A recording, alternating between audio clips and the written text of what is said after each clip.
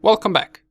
And in this video I want to show you something that you will do every time you perform a penetration test. I want to show you how to manually search for vulnerabilities. And this is something that you will do a lot. You will use this more than any other tool that we covered. So what manual vulnerability analysis is us simply Googling the vulnerabilities. For example, suppose we are attacking a target, and right here I just performed the version scan for the Metasploitable. Imagine Metasploitable is our target, and we just performed this version scan. We got these different ports open and different versions. How do we know if they are vulnerable without using any tool? Well, what we can do is we can copy the name of the version that is running on an open port, then go to Google and just paste that name and add exploit. And here it is. We're already getting some response back.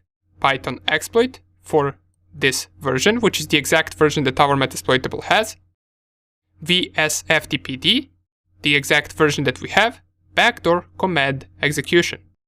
And what you would do is you would just go to these links and try to find the exploit for it. Down here we already see that an exploit already exists. For which platform it is. We can see right here the source code if we want to. And here it is. The exploit is coded in Python in this case. And this is how you would do most of your vulnerability analysis. We also get the module options, and what these module options are is something that we will cover in the exploitation section. This is how we can exploit the target using tools. We're going to cover that shortly. For now on, this is the way that you can find out how to exploit the target. You just go through a bunch of links and see whether someone already came up with the exploit for that specific version. In this case, for the VSFTPD 2.3.4 version. And you would do this for any version that you discover. For example, you can go right here, Apache HTTPD, and copy the version. Make sure that you copy the number as well, which in our case is 2.2.8. Then go and paste the name of that version. Add exploit. And here we already get some output. Security vulnerabilities. If we click on it, we can see all of the vulnerabilities that this version of Apache has. Right here we can see which score they have, and the higher the score, the stronger the vulnerability. Right here we can see the vulnerability ID, which remember from the last video I told you this format is used for vulnerabilities and you will see it a lot. And we can see all the vulnerabilities that it has. This one particularly we are really interested in. Why? Well, because it has the score 10. That means that it is a really strong vulnerability, most likely execution of code or remote access to the target. And it indeed is. It says right here, code execution. And if you click on it, you can see what this vulnerability does. You can see confidentiality impact is complete, integrity impact complete, availability impact complete. There is a total shutdown of the affected resource. The attacker can render the resource completely unavailable, so this also seems like some kind of a DOS attack. And down here we can see that this will most likely work only for Windows. As I'm noticing Windows right here a lot. Windows right here, Windows right here. Now of course you would read through this a little bit more detailed, but for now on this doesn't seem as an exploit that would work on our Metasploitable, because Metasploitable is running on Linux. And this is what you would do most of your time, researching for vulnerabilities. This is how you find them, and then you search for the exploit created by someone else that you can use to exploit the target. Another thing that you can do is you can use a tool inside of the Cal Linux called Searchsploit.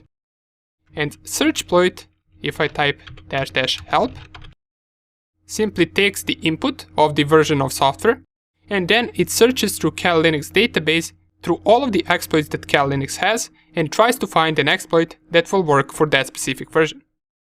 Right here we have some usage examples, but we don't need to perform these complicated commands. All we can do is copy, for example, some version. Let's say we copy this version of software, Unreal IRC, and copy this. And what we can do once we copy that version is type Searchsploit and then paste the version name. And we get the result. It will tell us right here there are already some existing exploits for the Unreal IRC. We also get which version are the exploits for. One of them are backdoor command execution. The second one is local configuration stack overflow. We also get the denial of service exploit. And on the right side, we get the path to those exploits. Right here, this one is under Linux remote and it is named 16922.rb. And this RB simply stands for Ruby. This is coded in Ruby language. One of them is for Windows, one of them is for Linux. Since we're running Metasploitable, we would only be interested in the Linux exploits. So let's try to navigate here. How we can find this exploit? Well, we can copy the name of the exploit and use locate command to find where exactly this exploit is located on our machine. And it is in this path right here. So you can copy to this directory, cd, and then paste the directory name. And if I were to nano 16922.rb, this will open an exploit that we would use to attack that Unreal IRC open port. As we can see, it also tells us that this is a backdoor program. This file is also part of Metasploit framework, and Metasploit framework is one of the biggest tools that we are going to cover in the next section. We'll cover all of the basics of it, and we will also cover how we can run exploits and attack different machines using this Metasploit framework. Okay, cool. We found an exploit for this specific software using Searchsploit. So now we know we got exploit for that version of software that we have on our Metasploitable. So this is usually how you would perform most of your vulnerability analysis. You either use tools like Searchsploit or you manually try to find an exploit on Google to see whether anyone has exploited it before, and if they have, how did they do that? You would also use Nmap scripts sometimes, but I personally rarely use Nmap scripts for vulnerability analysis. And the last tool that we are going to cover for the vulnerability analysis is going to be Nessus, which we will see in the next section. That tool is huge and you will use it a lot in your vulnerability analysis. See you there.